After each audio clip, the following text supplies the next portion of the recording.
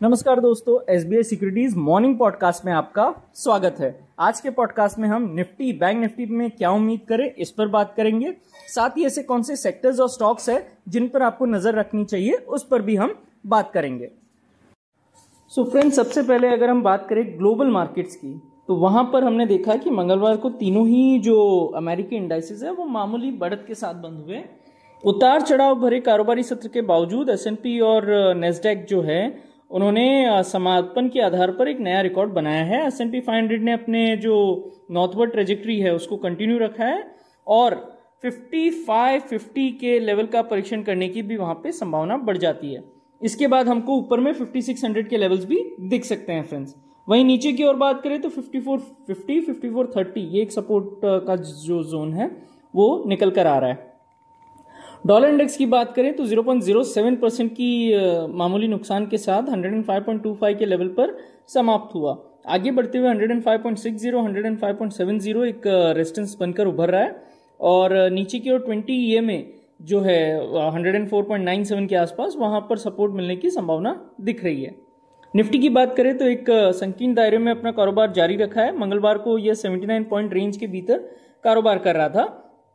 18 मई 2024 के बाद से इसकी सबसे कम दैनिक रेंज ये निकल कर आ रही है। यह लगातार छठा ट्रेडिंग सेशन है जहां इसने एक छोटी बॉडी अनिर्णायक कैंडल बनाई है। इस तरह के पैटर्न कंसोलिडेशन और मार्केट में इनडिसिसिवनेस की जो अवधि है उसका संकेत जरूर देते हैं। इसके बावजूद अगर हम देखें पिछले 4 कारोबारी सत्रों में इंडेक्स अब तक के उच्चतम स्तरों पर बंद होने में कामयाब रहा है। डेरिवेटिव मोर्चे पर बात करें तो 0.43% की वृद्धि जो है फ्यूचर्स में देखने को मिली और ओआई में 2% से अधिक की वृद्धि देखने को मिली। यानी यहाँ पे साफ साफ लॉन्ग बिल्डअप नजर आ रहा है। स्टॉक्स देखें अगर निफ्टी 50 के तो 18 में लॉन्ग बिल्डअप, 18 में शॉर्ट कवरिंग, 9 में शॉर्ट बिल्डअप और 5 में लॉन्ग अनवाइंडिंग फ्रेंड्स नजर आई है। ओआई पीसीआर 1.19 पर है और मैक्स पेन 23 500 स्ट्राइक पर है। वहीं जून एक्सपायरी के लिए जो मंथली पीसीआर है वो 1.18 पर फ्रेंड्स प्लेस्ड है। 23,600 स्ट्राइक में महत्वपूर्ण कॉल ओपन इंटरेस्ट है। इसके बाद 23,800 के स्ट्राइक में भी अच्छा खासा ओपन इंटरेस्ट में इजाफा देखने को मिल रहा है। नीचे की ओर 23,500 और 23,400 के पुट के स्ट्राइक्स में ओपन इंटरेस्ट में इजाफा देखने को मिला है। आगे बढ़ते हुए 23,520, 23,490 ये एक इंपॉर्टेंट सपोर्ट जो है निफ्टी के लिए निकल कर आ रहा है और इसके नीचे 23,400 और 23,340 अगर हमको दिख सकता है अगर ये लेवल ब्रेक होते हैं तो। वहीं ऊपर की ओर 23,570, 23,580 का जो जोन है वो एक बाधा के रूप में कार्य कर सकता है। उसके ऊपर निकलने पर 23,750 के दर्शन होंगे या होने की संभावना है।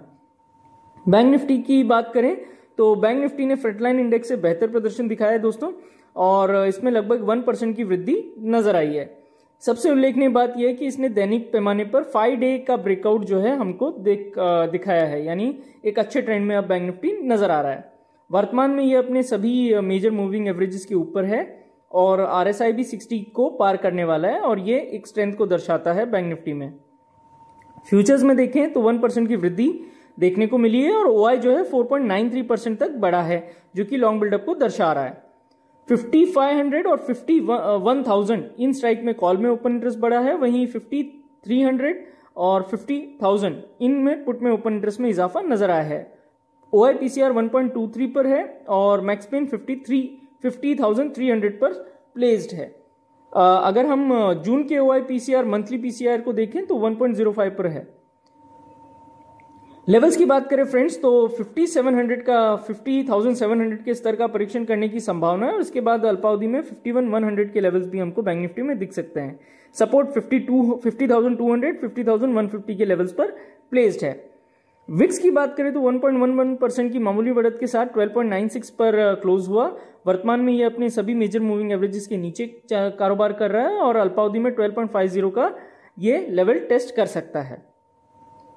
सेक्टर्स को देखें तो Nifty bank, Nifty private bank, Nifty financial services में तेजी देखी गई है। हमारा मानना है कि ये क्षेत्र अल्पावधि में फ्रंटलाइन इंडेक्सेस से बेहतर प्रदर्शन दिखा सकते हैं। वहीं व्यापक अगर हम बाजार को देखें तो मिड कैप 100 और स्मॉल कैप 100 ने मंगलवार को लगातार छठे कारोबारी सत्र में fresh all time high register किया और हमारा मानना है कि ये अपनी नॉर्थवर्ड ट्रेजेक्ट्री को कंटिन्यू रख सकते हैं। इसके अलावा रियल्टी, डिफेंस और शिपिंग इनमें भी तेजी रहने की संभावना नजर आ रही है। FIDI डेटा पर नजर दौड़ाएं तो FIDI दोनों ने ही कल 2569.4 और 155.73 करोड़ रुपए की खरीदारी की, यानी दोनों ही अच्छे खासे खरीदार बनकर उभरे। लॉन्ग शॉर्ट रेशियो 48.73 पर प्लेस्ड है एफआई का, क्योंकि उन्होंने 11,563 इंडेक्स फ्यूचर्स खरीदे हैं।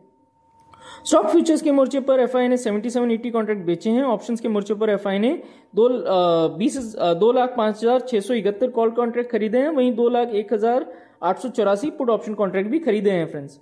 तो फ्रेंड्स, आज के पॉडकास्ट में बस इतना ही। हमारे पॉडकास्ट को नियमित रूप से सुनने के लिए बहुत बहुत धन्यवाद। Investment in securities market are subject to market risks. Read all the related documents carefully before investing.